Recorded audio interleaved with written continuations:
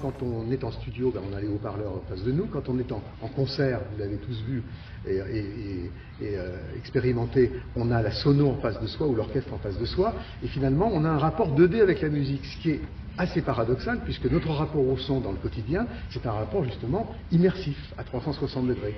Et donc, comme c'est toujours la technologie qui dicte les styles et pas l'inverse, le fait d'avoir un dôme aujourd'hui qui nous permet justement de pouvoir apprécier et partager avec le public la musique d'une manière différente va générer pas seulement une nouvelle manière d'écouter la musique, mais aussi une manière de la concevoir pour les créateurs de demain. C'est-à-dire pour tous les jeunes artistes, c'est un nouvel outil qui va permettre justement de pouvoir s'exprimer de manière différente.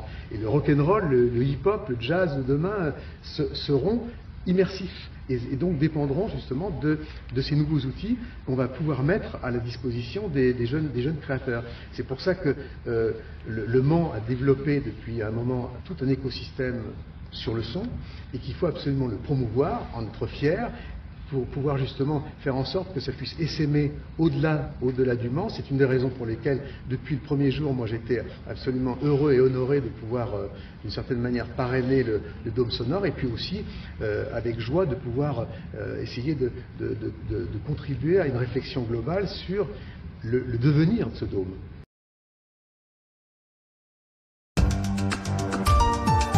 Actu.fr